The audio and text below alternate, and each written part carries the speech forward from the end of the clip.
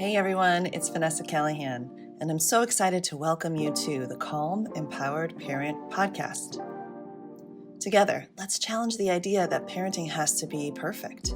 We know that there is no one-size-fits-all approach to raising children, and while love is the key, it sure helps to have the right tools for the job. Raising resilient humans is intensely personal and even transformative work, and I'm here for it. Let's laugh, cry, heal, and learn together. Here we go.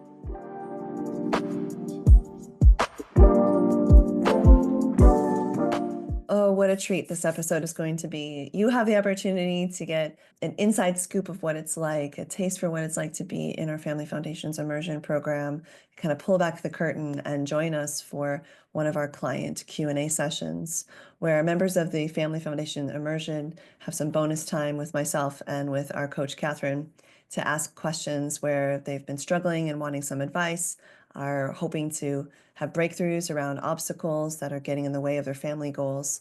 And you get the opportunity to do something that our members have come to know as side door coaching, where you are kind of looking in this, like you're kind of opening the side door and peeking in and listening into a coaching moment between another family and the coaches. And what you can glean from that is hearing questions that you might not have thought to ask, and hearing answers and some knowledge that you would have otherwise not have uncovered in your own inquiry. And what I've come to see is that it's sort of that saying, you don't know what you don't know, and it can just be an incredibly enriching thing. So get ready to cover a lot of different topics in a short amount of time and get a sense of what it's like to have coaching and mentorship and community in your parenting. Enjoy.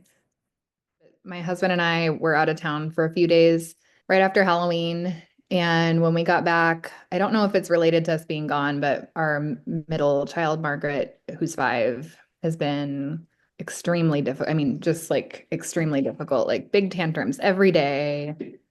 I don't love the word defiance, but she does things like putting on her socks yesterday, I guess is with Steve. She just like knocked the entire basket of socks off of the thing and then just kind of looked at him like, what you gonna do? So that I'm glad it doesn't go with me handling it, because I would not have handled that very well, I'm sure. But stuff like that, where like she like at one point was like kicking a door into my hand, and I was like, if you do that again, like I love a big threat, because usually it's effective, but in this case it was not effective, and then I like didn't follow through on the threat because it was kind of a ridiculous threat. I don't know. I just feel like I'm really kind of struggling with her right now. 5-year-old. Whew, that's 5-year-old. 5-year-olds have this special spot in my heart, but is very much like I am going to show you that I am in control, and that's really typical. So I want to let you know, at least, even if right now it's feeling so hard, it often goes in these bumps and sort of undulates. Changes in the environment and being out of town, all that stuff can affect it. But also when they are at that age, and in general in human development, but you go through these moments where certain things are being sort of focused on in the brain. And right now at that age is that autonomy piece and learning sort of who she is and what she stands for. We have 2 5-year-olds, by the way, so I get double the fun of Oh all. my gosh, you have twins? Oh And my. control Okay. thing is like extra hard for me, so I need all of your best tips, because I am like there for a power struggle Yeah. anytime, which Yes. I know is not good. Like I know it, but I And can't. that's the part I would say is 2 is tough, though, I will admit. You're going to want to find natural consequences. So I know that you made the threat and you said it didn't really wasn't realistic. I've been there. I've done that. As much as possible, I think it can be natural along the lines of like, hey, we might be late, but I'm going to sit here and wait until you put the socks back, if that's the thing, or if there's something being knocked over, or, whatever the activity. And generally, when I see that sort of lid flipped behavior, especially if it's in the morning, and you're on the way out the door, I would love to build in some sort of heavy movement before that, what I call heavy work movement. So if there's something that can be done within the first 30 minutes of waking up, can it be stomping? Can it be you do a quick like pillow squeeze, something that gets that proprioceptive, those deep joint input. So squeezes, slow jumps.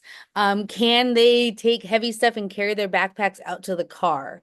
Generally, as anxiety builds, as they're starting to get out the door, if we start to see any sort of throwing or thrashing, I'm always thinking proprioceptive. I'm thinking their body is needing something. Not to say that they aren't also 5 years old and wanting control, because that's just as much a part of it.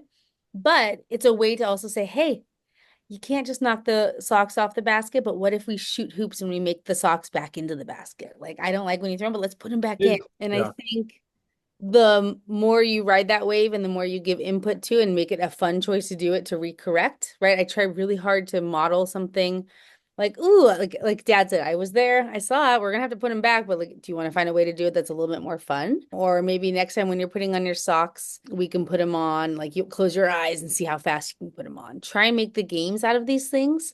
My other thought is specifically around the task. If there was something, do you feel like she was feeling rushed, Stephen, or it was just a random moment? Because sometimes I like to go I back mean, and it was funny because it was like a combination between like playful and defiant. Like I wouldn't like I honestly, she wasn't in like a anger kind of mode at all. okay. Yeah. Yeah, that would be the part of getting some of that movement in the morning then, is that heavy stuff. Mhm. 4 to 7 is like this wiggly age where they just love to knock things down and bump into things and touch things. And I'm in it with my 4-year-old where I'm like, why in the 5 minutes from my door to like making dinner have you knocked everything onto the floor and like for what reason? But I think it's an input thing. I think it's controlling their body. They're learning how to control their body, what they can do with their body. So if you can find activities where they get to risk stuff with their body, like if there's once a week there, she can go to like a gymnastics class. Is there somewhere that they can learn a little bit more about their body and how much pressure they want to exert? Because I think that's a lot of it as well. And in fact, European schools have that built into the curriculum. Kindergartners all do something called mini gym where they like take risks and they figure out what their body feels like. How do you control that urge to move? Her sister's got a thing like, I'm gonna take laps around the house. Oh, you Oh, finished the book. I'm gonna take another lap around the house. Every yeah. time you do something, like you're like, wow, you just want to get it out. Yep. Yeah. It's definitely, I think, working on that body autonomy and control, but it also is age appropriate and maddening to validate you. In the end of the day, I'm also like, I just cleaned the house. Why is all my laundry thrown on the floor now? And it's not always out of a flipped lid, like you said, Steven. Sometimes it's just this weird urge and they do it, and then they're learning a consequence from it. What do you think, Vanessa? Anything that you would add? Yeah, I would say like sometimes it's like back to some redirection. It's like, oh yeah, oh, it seems like you want to blank. Well, you can't blank, but you can do this other thing, right? So it's like, Well, but the other example is she woke up in the morning and we're like, get on your clothes. This is what we do every time we get up in the morning. And it was like, no, I'm hungry. And it was like, well, no, you get your clothes on and then you eat. No, I'm hungry. I want to. And then she like looked at me and like, no, I'm hungry. And she like walks to the kitchen, grabs the banana, like just looking the whole time. And then like ate the banana. Because at this point I kind of gave up, like, is this the battle I want to try to win? And then, but like ate the banana and then just went and got dressed. And the whole rest of the morning, smooth routine. But it was like, no, I'm gonna decide that like this hunger impulse is the most important thing to me, and you can't tell me like, you know, to follow your direction. yeah, and this is where we might get curious at 5 years old, like how much they could, remix the order of the morning routine. Like we have that, like there's different ways to even have setting up the chart of like tasks for the morning where it's sequential or it's like more of like as long as you get all of these things done, it counts. And maybe she wants a little more influence about the order that things happen. Yeah, I mean, I feel like it's hard because there's three of them and it just Yeah. like becomes chaos. And I don't feel like I necessarily need to control the order that they do things in, like for Yeah. like on principle or anything. It's just that it's like chaotic and Yeah. I can't manage them as well when everyone's like running around and like doing whatever, you know. So like you could follow her lead on that one though a little bit in the sense of saying, oh, it seems like maybe getting dressed without having some food in your belly is it can be tough sometimes. You can always ask me to go ask if you can go grab a banana. You can always ask if you can go grab like if I could go grab something that you could take a bite of first before you get dressed. Like that's okay. Just sort of bringing in something there that sort of validates it. Because I think she's probably onto something, like she's listening to her body. We don't want to like ignore that. Yeah. But then, and give her a reason, like give her less reasons to be like, no, this is happening. And saying like, hey, I think I need, for her to be able to say like, hey, I think I need a snack or a bite of something before I get dressed, and asking for permission instead. So kind of redirecting to her like, hey, you can't just say no, but you can ask, can I go grab a banana first? Right. Like, and then you can also admit like, ooh, I think I made the wrong call there. Maybe you do need a little food in your belly before you get dressed. And there's like a give. Yeah. So instead of here, you're kind of like side by side, like, oh, wait, let's pause for a second and look at this and say, get curious. Like, maybe I can understand being too hungry to want to do the next thing. What if we try something different today and see how it goes? I need to work on that. It does not come naturally to me, would be an understatement. He's laughing at me. Well, because our instinct is like things are out of control. Let's get it back in control. Right. But I want you to see if you can put on the menu of being in control, taking a pause, because that is also very masterfully in control. If you think about it, like choosing a response is actually a high level of control. It just happens to be stretched out and have a different quality to it. But because I know the instinct very well. And I think that's a moment for the co-regulation or that regulation piece. If you're realizing that like I'm having a hard time taking that pause and having the control needed to take that pause, that's a good chance for you to say, I'm just going to go take a second, and you put cold water on your face, or you run your hands underwater and you take deep breaths and you give yourself a minute. The chaos will still be there. Sometimes it self-corrects, which is nice. Sometimes you go to take those breaks and you come back and they've actually figured it out and you're like, wow, this could have been a bigger deal, but I actually just gave it space. And so find those things that really help ground you quickly. I have little roller balls of oil that I have, like preferred scents. That's something I can do. I can roll it right on my wrist and then I smell it really quick and take deep breaths, because I too love control. And I too am the kind of person who have had the same routine my whole life. Like, this is what you do first, and then you do this, and you do this. And it was hard for me even when I first got married to realize, wait, you don't do it the same order. Like naturally, you were supposed to get up, you go to the bathroom, right? And each of those kids is their own little personality, and they might each have their own little variation on it. And it gets them in a space of like getting curious about like what works for me when things start to get tense.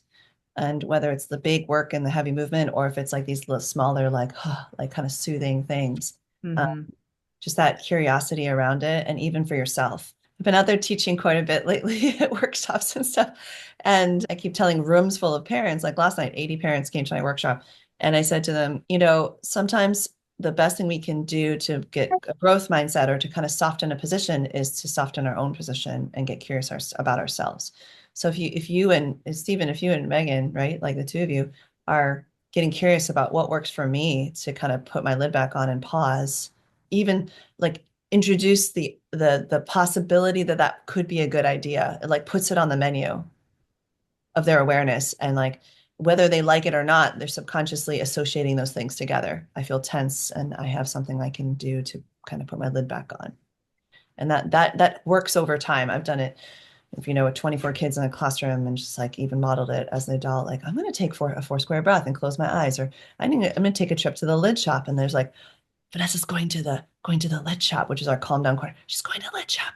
What is she doing? And they just go do it.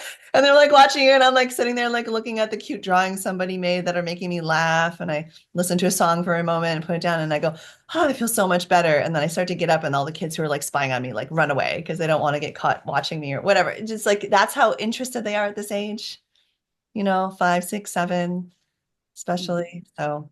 Yeah. And you're modeling for them, right? Every time that you do flip your little, and then you pull it back and model how you pull it back, that's an incredible learning opportunity you just gave your kids. Your kids won't learn as well if you have perfect parents who are always perfectly regulated and know how to handle it every time. Good. Well, that's not a problem. Yes. Because I think about that all the time, where I'm like, I know the strategies, but there are times when I lose it, and then I have to go back and be like, all right, so that was a big reaction to a small problem that I didn't need to have, and talk it out. So that way the next time they do it, they feel that ability. They can go back and be like, ooh, that was kind of hard. So. Thank you so much. That's very helpful.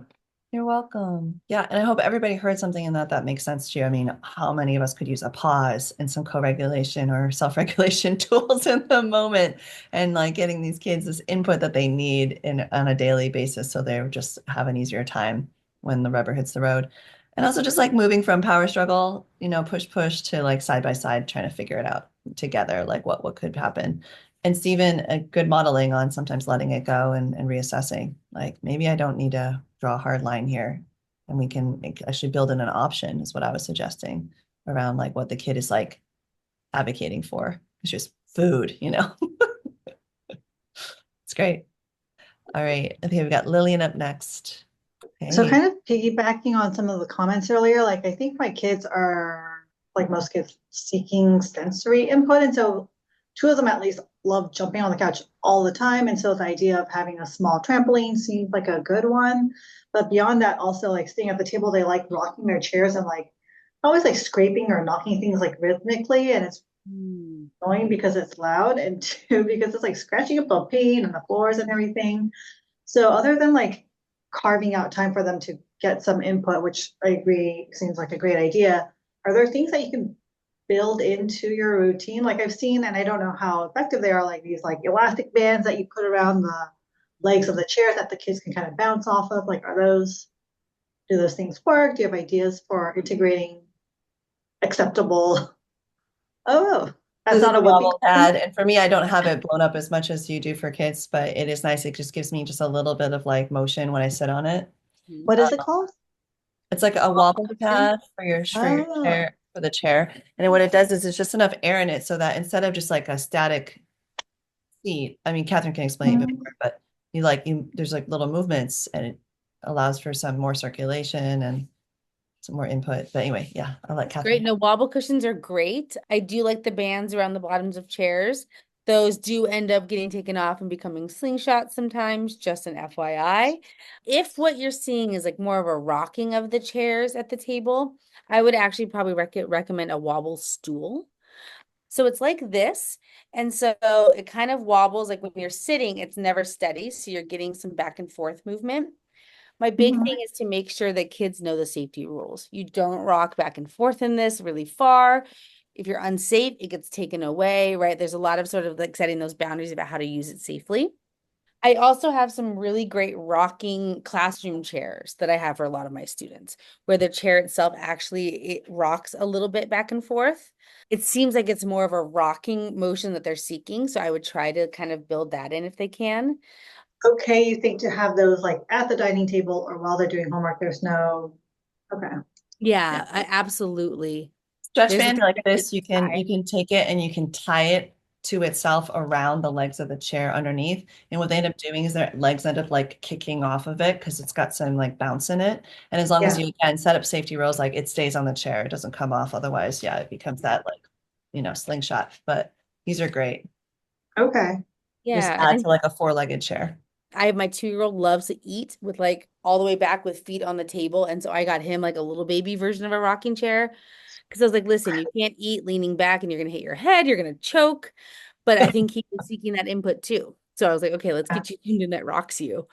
Okay, Yeah. these are really helpful. Like another thing my four-year-old does, like it's hard to get him to brush his teeth. So sometimes he's lying on the ground and stuff in his mouth and I'll be brushing his teeth. And we have like this heavy wooden step stool and he'll like kicking at it. So it's like banging into the cabinets and it makes me crazy. Yeah. Is that like what are some ideas for something like that?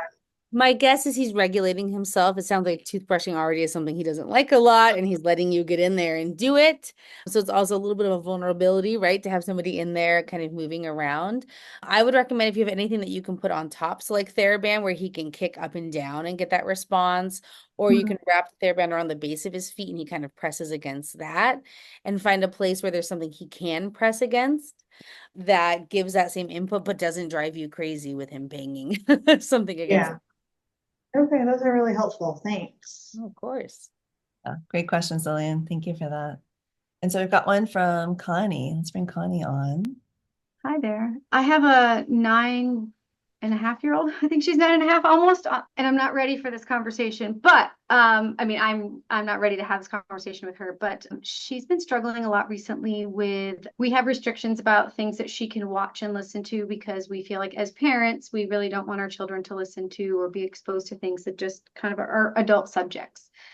So she's kind of had a breakdown the other night with me and was crying because she's getting quote made fun of because I only let her listen to because I'm not always home with her.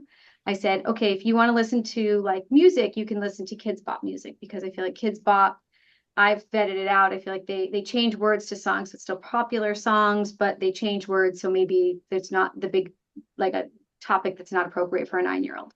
But she has friends at school that are listening to, I don't know if any of you know Sabrina Carpenter, but they're listening to that. And I don't think that's appropriate for her.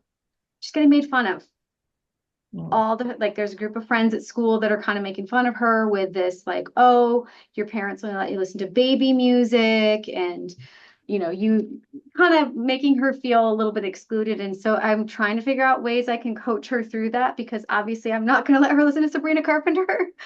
So I was just looking for any advice of things I can say to help her because I was not ready for that conversation at 9 and a half. I'm like, oh, 11, 12, I can have a different conversation, but 9, it's really hard. So what's your Oh, instinct on this one, Coach Kathryn? Because I have some thoughts, but I'm just curious, like gosh. dealing with like peer Mhm. differences and like what they have access to. I mean, Yeah, all of us are going to face this at some point, by the way, on some subject, whether absolutely. it's music or something, or devices or movies they get to watch or whatever it might be. So there's a few things. One thing is I recently saw a film called Screenagers, like Screen, but then teenagers. And what was really cool in the movie was saying that it takes a community that oftentimes one parent feels like pressured because like the other kids listening to it. And actually, when you talk as a community, you might find that there's actually more parents who are uncomfortable with it than you think, but they're also feeling that pressure. And so the movie itself outlines ways to talk to kids or talk to other parents and say, hey, we're going to have a rule where we don't want a phone until they're 13. Anybody else feel like that's a rule that they'd be cool with keeping? And it's actually been shocking. I've seen it at a couple of schools. They've shown it that I work at, and almost all of these are sold out. Parents are there. Parents want to be in that same lane with other parents, but we're not talking to parents the way we used to. We're not communicating. So my first gut instinct, and you can talk with her about why you have certain rules and that every parent's different. I tell that. Yeah, do you do the same? We do because we've had differences before when it comes to screen time and things like that. But those are kind of things that just happen at home. So that's a little different conversation than what's going on at school. So that's absolutely the conversation I would have as well. That same idea of like, hey, like each parent keeps their kids safe in their own way. And there are things that I just think are too grown up in that I don't want you to hear. Right. And if she asks specifically, you can say, there's stuff about like sexuality because she probably knows that term. She's old enough. It's a Oh, spoiled. she knows what it's about. Yeah. I actually asked her because I was like, do you know like what kind of music or do you know why mommy might not be excited for you to listen to this? And she was like, I was like, do you know what Sabrina Carpenter, some of her songs are about? And she's like, yeah, there's some songs about kissing and making out, which I'm like, okay, yeah. And I said, I just don't think you're old enough for that. I mean, I think at 9, maybe are you, and I asked her actually, are you interested in that conversation? She's like, no, people at school talk about crushes and I don't really like crushes. So she's not into any of that. So it's kind of, yeah, I think she hears it, but it's just hard. I don't know. Yeah, and I think arming her with things that she can say. So outside, I would definitely recommend parent community chat. Figure out if there's like other people who are also feeling uncomfortable, feeling pressured to go too far with something. And it can go both ways. I've had kids who are there and go and they're like, hey, like I talked to my mom, and I don't feel comfortable with it. That's just not something I like. Like I'm not really interested in boys and crushes, so that's not the music I like. And they're really confident when they say it. And then there are other kids. I love that Vanessa's like, yes. And then there are other kids who don't have that ability to be as confident. And then I've had them go and be like, yeah, my mom sucks, right? And then you can tell like in a nicer way, but like my mom said no. And then you just kind of complain about mom a little bit, and that gets you kudos and credit. It goes two ways depending on the personality of the kid. I was definitely the latter. I was always the one who was like, oh, my parents, they won't let me do stuff, and just made them out to be the bad guy. And my parents were like, that's great, go for it. But some kids can really be confident and be like, I just don't like that stuff, like gross.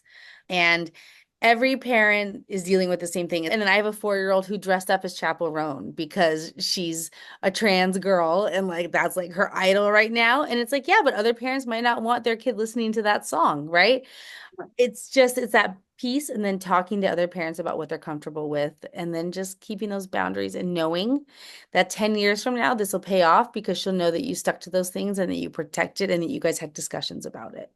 So my husband had the idea of, would it be appropriate to maybe pre-screen some of those songs that are not quite like so far out of bounds for her, and have him, because he's very into music and she's very into music and I'm very not into music. So like he was like, maybe I can listen to the song with her and pause and say, hey, do you understand what this is about? Like, and maybe explain it to her, and then kind of opening that communication. I was like, I didn't know how I felt about that one, but is that something that you think would be an effective tool? I like it if there's ones that that he's listening to ahead of time that he knows might have only a few things that are a little iffy. Same. Yeah, and that way you're not getting into a situation where, because some of her songs are pretty vulgar. Oh yeah, and you don't want to be in the middle of it like. I have to say, I give my daughter credit. She at least asked before she just went into YouTube Music and started listening to it. And she was like, Mom, can I listen to the song? And I'm like, well, Mommy has to pre-screen it. And I went into a private space where I could listen to the song quietly. And it happened. I was not on YouTube Music. I was just on YouTube, and I was watching the video, listening to the song. And I was like, oh. I also want to say something about hearing something once versus like having this open, like completely permeable situation where anything can come through at many, many, many times.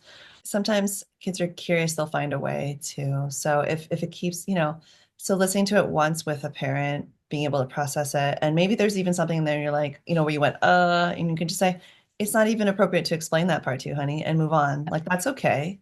And listening to it once, if you're very, very curious, like later, much later, it's not 9, much later, they're like, oh, I'm curious about alcohol, or oh, I'm curious about this or something. It's like, either have a very strict rule that you're going to follow and they're just like not acceptable, or if you know they're likely going to be tempted, well, like I want you your first time to try XYZ, to do it at home in the safety of, your parents watching out for you, who have your best interest in mind.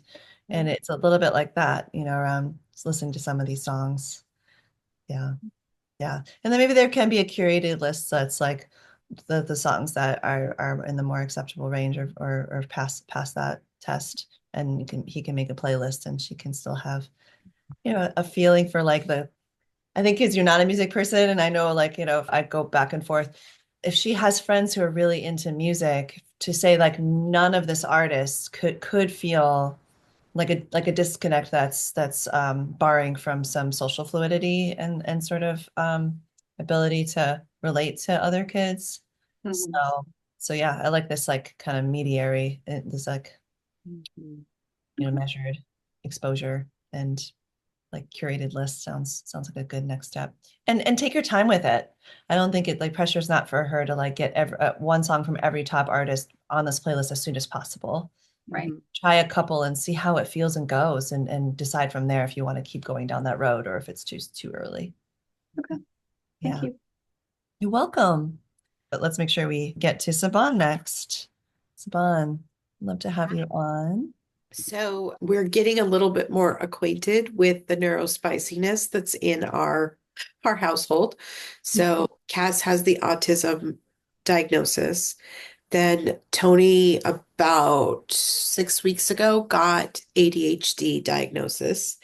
And last week, not only did I also get the ADHD diagnosis, apparently it's severe and the mixed modal, so both inattentive and hyperactive. So there's some reality that's coming to us in terms of why life has been looking the way that it is, particularly in the domain of ADHD burnout. And Tony and I have different flavors. And one of the things that we've been sort of dealing with is when either one of us is overwhelmed or experiencing the burnout, just like any kind of advice you would have for dealing with a family household of varying neurospiciness, and how to negotiate when one's burned out, the other one is like, no, but I need this for my own Vanity, please, can you just put the trash in the trash? I don't understand why that doesn't occur for you. Oh, because you're blind, actually not seeing it. Oh God, how do we like the reality of it is just like I don't even everything that I've used thus far hasn't worked because it was part of our neurospiciness. But at the same time, I'm now like, okay, well, we have an explanation, but I still don't have a solution. And it's like I've tried Google searching and how do you deal with multiple different flavors of neurospicy? It's like eating, I don't know, pancakes with broccoli and eggs. All of them are great by themselves, but not so much mixed together. So I want to acknowledge how hard that is, and that this is something I often see parents start to come to terms with. When they have a kid diagnosed with something, they'll start to be like, oh, like, is that partially why I struggle with this piece or that piece? And I think the best thing you can do is, especially as the parents, you two need to hopefully each find one thing or two things that is a non-negotiable, that like for your regulation, for your neurodiverse brain, these are things I need, right? Yeah. And it's a conversation, right? For my husband, it is a run every morning. I can go to Pilates 2 days a week later after he's had his runs, but if he doesn't have his run every day, that's like a non-negotiable. He made it, we had to talk about it. Because for his ADHD, if he doesn't get that exercise, he's irritable. It affects everything the rest of his day. So I flexed, right? I wanted to go to my classes in the morning. That's also when I like to work out, but I flexed because it wasn't as high of a priority. So I would almost sit down, and Vanessa may have some really cool techniques and tips, but it feels like the kind of thing you sit at the table and you like list the things that you know your brain needs generally and talk about where you can accommodate them. If that means at the end of the day you need 30 minutes, and knowing that it might drive Tony crazy to do the cast for 30 minutes, but that's a non-negotiable. Otherwise, it's going to be a mess. You take those 30 minutes and he knows he then gets one of his non-negotiables later. And then as Cash, you can start to read Cass's needs and see what some of his non-negotiables are. What are the things that if you don't give him that, he's really even edgier? And Yeah. hopefully as he gets older, he can start to voice some of those things as well. But that's what I recommend. I say 1 to 2 if you can find those non-negotiables and you get those in every day. You can track it somewhere. You can say, I didn't get this in today. That's why I'm feeling this way. It can be a diet. It can be a fight. Like I have to eat a meal by myself for 20 minutes and no one's touching me. I need to not be touched for 30 minutes, whatever it may be. That's generally what I recommend parents start with, because it is hard. You're managing a lot of people's needs and everybody's needs feel imminent. When you're neurodiverse, your brain does feel the ring of fire is the term for a certain type of ADHD that lights up more in the parietal, in the frontal brain and then in the parietal lobe as well, and tends to be more involved with irritability, oppositional behaviors, those sorts of things. We just find that it lights up in a different area and then causes like this ring of activation, which is why it's called the ring of fire.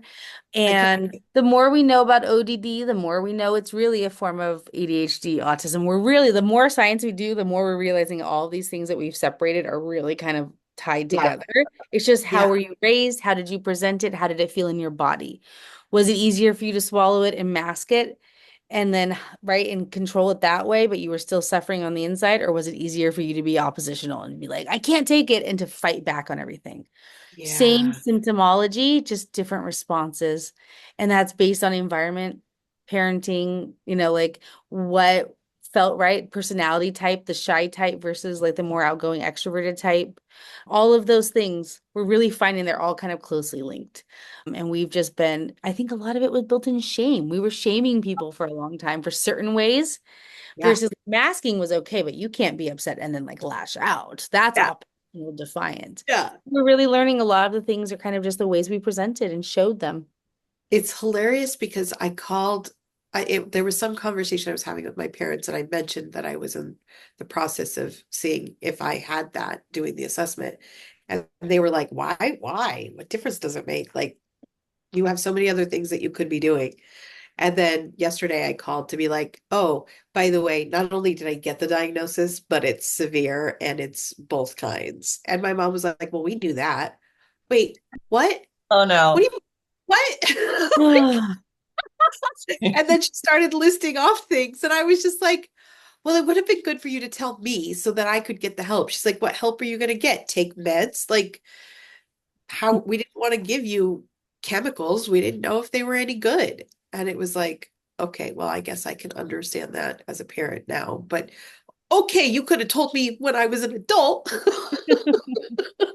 Do you have any like tips for identifying our non-negotiables? Because part of the thing that's awesome, that's both awesome and like daunting is it's sort of like when you're watching a movie and the camera shifts around to a completely different perspective and you're sort of vertigo, like, I don't think I know anything about me, except that I do, except that I don't, and everything's now different in a different light. What I love about life is that you don't have to figure it all out at once. Thank goodness. Because it would just be impossible to do anything, especially race Yeah. changing, because they're constantly changing anyways. So the more we can embrace that, this is my first draft of my non-negotiables. And actually you start to go, wait a minute, I already have a draft of them. They're the things that I am the most resolute or stubborn or, strongly get Yeah. up about. They already exist. It's just about discovering them and putting them, like stating them, not discovering them, stating them as non-negotiables, like reframing these things. Yeah. I'm Yeah. freaking out because I don't have this, I need this, and you having to do that every time. Then I can say, this is one of my non-negotiables, and now we've built it in. Or I need us to build this in for me. So what comes to mind just when I say that? Like, what are things? Can you think of I one mean, where you're like, ah? the one that we've been talking about like pretty much the entire year for me is the physical space of our Kindness. Yeah. Yeah. Mhm. Right. And I think we talked about like, making sure that at least your desk area gets to be that way. And then like we were going to work on maybe you kind of scaffolded to once a day the rug is clear, or like once a week the rug is clear. Like you kind of we're building up to more of that orderliness in the environment. So it could be like you need that weekly house reset, or you're good, that's one of your non-negotiables. We all need to pitch in on a weekly house reset, for example. And that and your desk is sacred. No one can move things on your desk. Like those could be, for example.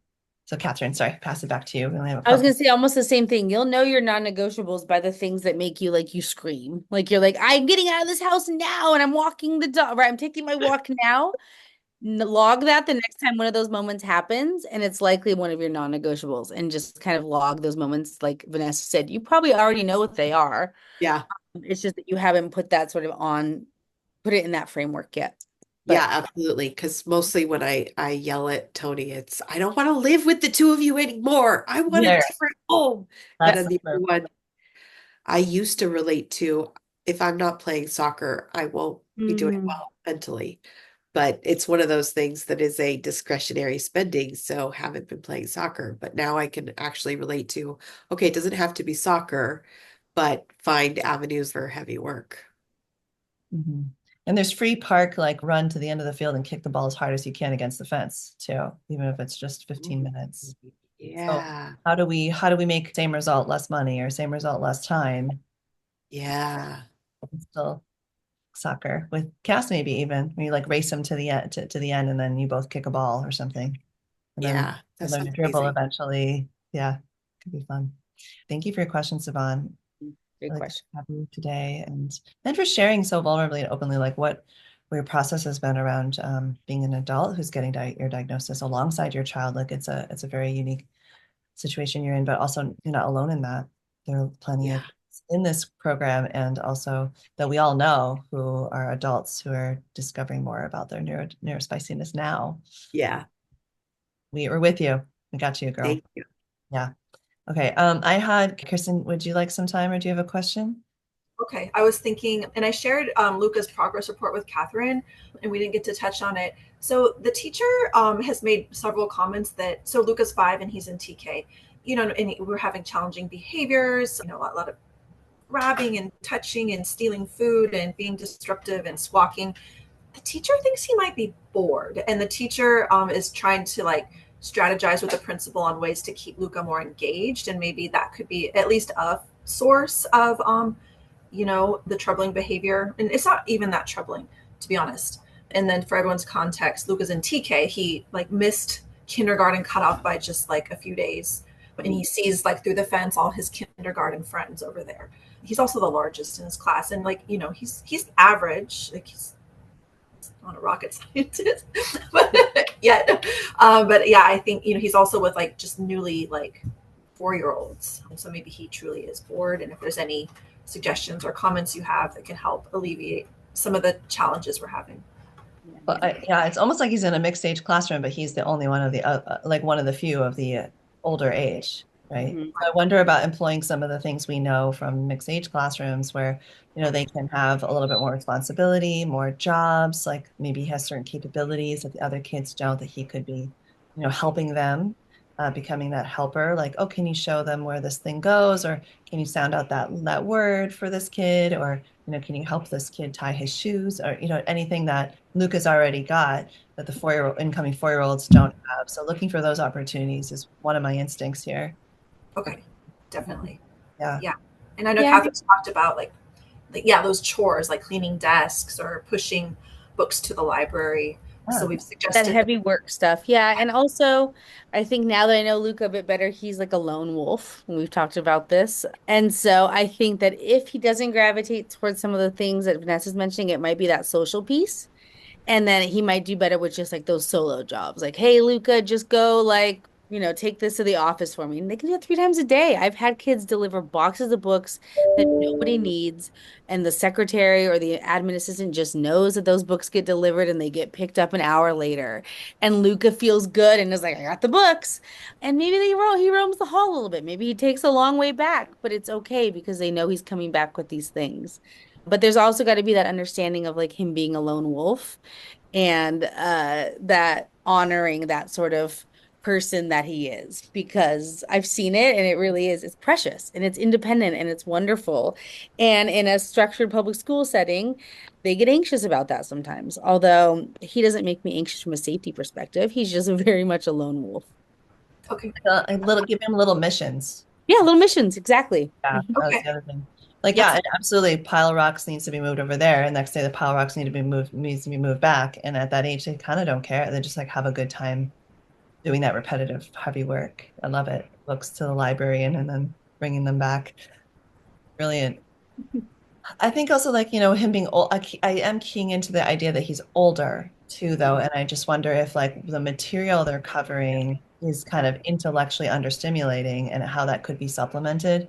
And I wonder about also like if he's anything like his dad and likes to design things and like maybe giving him something like something that takes a little bit more, I don't know, like he roams the environment and maybe he could draw a map of the classroom. Mhm. Something that's a little more sophisticated, but like within his reach than what the other kids are doing. It's like him like coloring in a page just may not be it, but if he could draw actually draw a map and make a scavenger hunt or something. Something more like that. It's a little more nuanced or layered or complicated or just like pull him in a bit more. So kind of seeing what he's naturally doing at home and see if you can share some of those ideas at school. Okay. That's great. Yeah. Or like even introducing it at home, like draw a map of the room. If he gets into that, then you could suggest it. Oh, try and do that in the classroom. Definitely come up with those like individual projects for kids who are beyond the level of whatever the activity is. Otherwise, why would they stick with it? It's so boring. It really truly is like an insult to their intellect. They're like, this again? I know my shapes or whatever, like, it's like, yeah, but how, like, what, if you only have 4 triangles and 3 circles, how many different animals can you make? Like, that's so much more interesting than what is it? Color in all the triangles, kids. And he's like, I know what triangles are. So yeah, just exploring like a little bit more advanced work that's within reach for him could be really helpful. We did mention to his teacher that a few months ago he was into like playing cards a lot. Like he kind of like phased out of that a little bit. Now he discovered that we have a snap circuit, and so he's making snap circuits with Vivian. Great. Yes. I think they have one in the library, and Vivian has one in her classroom. So we mentioned that to him, like he's really into that right now, like the last few weeks. That might be something that you can talk with That Luca way. about. Hey, maybe Luca needs like a Luca basket and maybe some of it's tinkering stuff, whatever it may be. And it's unfortunate that may have to come from you, like funding and providing it to the classroom. But I think that that's likely I agree that that's a good bet to kind of move forward with is if he has a little snap circuit board or which it's so true because that bores just hearing those terms make me feel bored. But the fact that like everybody, like other people would love it. So everybody has different interests and what kind of sustains them and what doesn't. But I always in my classroom had snap circuit kids. They would freaking love that. They would get all of their academic work done so they could do snap circuits for the entire day on Friday. Like they would be so motivated. So yeah, I mean, you might be a bit of an engineering kind of guy. We'll see. Yeah. Excellent. Well, thanks for the question, Kirsten. Glad you. Thanks for the time. Yeah, no worries. David says he's got a topic that he'd like to bring up if there's time. So, hi, David. Hi. Okay, so this is a little random and less intense than the things we're normally dealing with, but it's just a thought I had today that's been brewing. So we have 3 kids and 2 parents. And then there's some amount of household work to do. And we would like to, and our kids would like us to give them attention and like do things with them. So I'm finding like again and again that I have to say, sorry, I can't right now, sorry, I can't right now, as far as, you know, what my daughter wants to play with me, what my son wants to play with me, my daughter wants me to just carry her all the time, the third one, etc. And so I want to play with them, you know, but I don't have enough time to pass around. And then sometimes it's a little overwhelming to be getting 3 or 4 requests at once. So I don't know, any thoughts around that topic? It's not one specific question, but you know. I love it. As you know, I've been in the middle of, 24 kids who would all like attention. So I'll start, but then, yeah, Kathryn, make sure you have time to add your thoughts. I oftentimes will have to, and it depends on also your ability to sort of juggle the plans, like in your mentally, and how much you actually just like need to write it down. I've had kids sign up for time, actually have time slots. I've tried that. I've had them like kind of queue up in order and just be like, okay, sister asked first, brother asked second, and then third. And then if I have a very little one, I'll just take them along for the ride, is how I deal with little ones. Usually they just come along with me with whatever it is I'm doing until they wander off on their own because they will have some kind of impulse to do other things too. So that's one. The other is that sometimes I will stagger the kids by having them like set something up for a period of time, and then I come and arrive and we do that. So it's like, oh, you want to play that game? Tell you what, go set it all up on the table while I finish this thing with your sister, and then come and let me know when it's all set up. And then you can wrap up with the one and help them get ready for a transition, maybe even help them figure out something that they can do too before you go over and play with, the child who set up the game, and then maybe invite them and see if they want to join in. So a bit of that like layering, like where you can have them doing something in anticipation of time with you, can be helpful. So those are some ideas, David. I don't know if any of them stood out to you. And so sometimes also you're like trying to do the quality activity, and then one of the other ones will interrupt with the distraction or the problem or whatever, right? So you're finally sitting down with someone who's been maybe waiting for you for 20 minutes or for something or other, right? And then you sit down with them and someone else starts screaming, I stubbed my toe, or my sticker got stuck on the table, but I want it on my book, or something like that. And then you get pulled away by these like urgent needs, and the quality time gets broken up into pieces. So we're often talking about too, like fostering independence and resilience, and it's harder around parents because they can be more intensely demanding than around a teacher. We know the difference. David, you work with kids, so but I think there's this way of saying, of letting them know that you believe that they can figure it out, or that they can at least give it, try and figure it out on their own first, and that you're willing to pause the game after they've tried. And it's a little bit of a shift from being like uber available, but it's actually really important. And what this is for everybody. It's really important for our kids to understand that our availability is not limitless and always. And learning to tolerate, I'm not available, but I will be in 5 minutes. See what you can do about that, and then I'll help you. Like, even though like you look available to them, you're letting them know and helping them realize the reality that you're not. And that transaction, that sort of communication can be a little hairy at first, but if you're really consistent, then they start to believe you. They're like, oh, you really mean it. Like, you really can't, you're not going to drop everything and come when I scream about a sticker. Like, that's right, because I've shared with you that I'm in the middle of something, and I will absolutely help you after you give it a try in 5 minutes. I'm going to wrap this up with your brother first. And sometimes they're going to have feelings about that, and you can say, and you just let them know how confident you are that you got this, or they're welcome to come and join you where you are. They can come to you, and you can like pet their back or something while you continue taking your turn in the game with your son, let's say, right? But that they can't just like, you're not an on-demand, like instantaneously drop everything. Availability at all times. There are going to be times that you are and times that you aren't.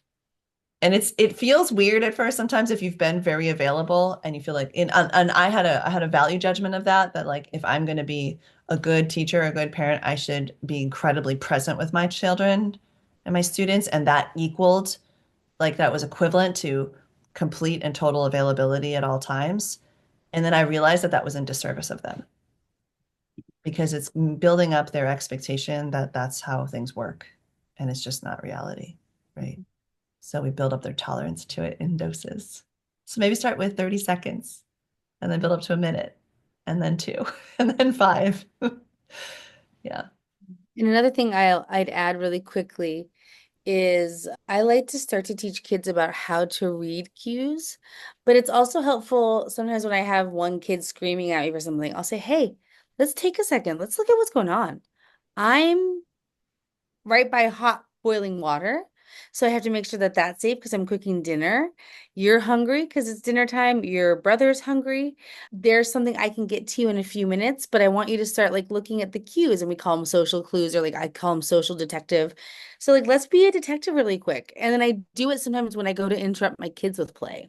So I model it. So I'll be like, oh, I was coming in to tell you it was time for dinner, but actually I see that you're still in the middle of that game.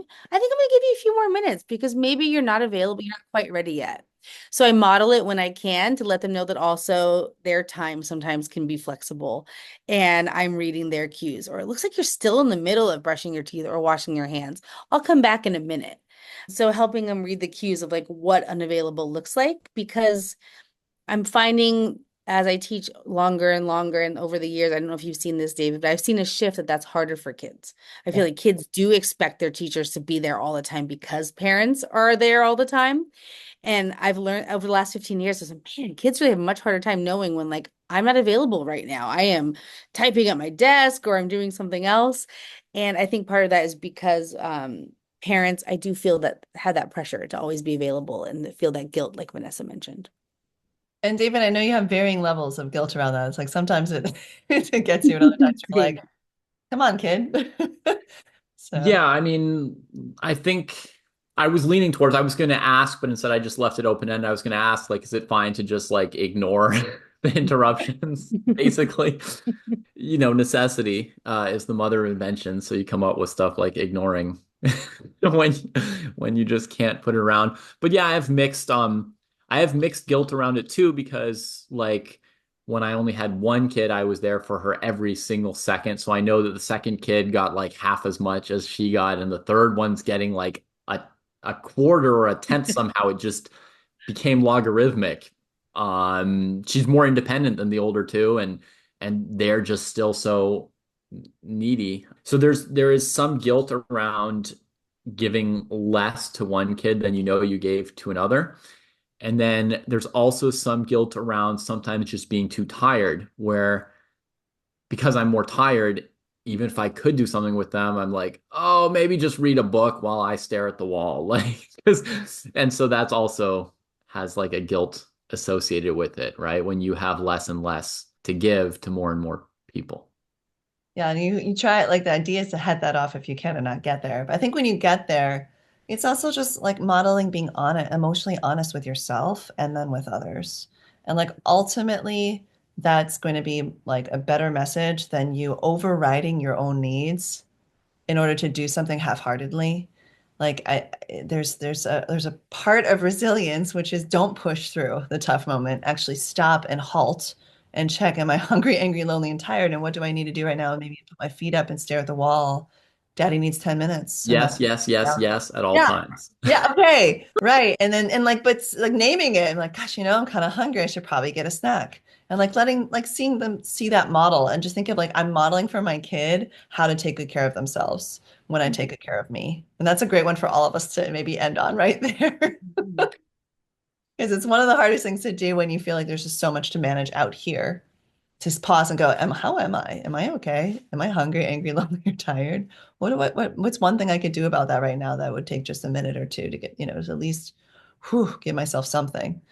And, could they get that role model? So, well, good work, everybody. David, thanks for the question. Yeah, I appreciate it. And I love the nuances we get into in these conversations too. I hope you enjoyed that episode. It's very special, and we got permission from everybody to share their segments that were included in this episode. And it's with a lot of enthusiasm that folks said yes, because they are firm believers in sharing the good news that help is available, and that things that are hard can get easier and better with the right tools and strategies, and having mentorship and community up underneath you as you make some bold changes in your family, in bold and small and big ways that we can transform daily life with our kids. So yeah, if something about this really spoke to you, you're like, wow, it would be nice to have access to this kind of support on an ongoing basis and get your questions answered by folks like Coach Kathryn and myself.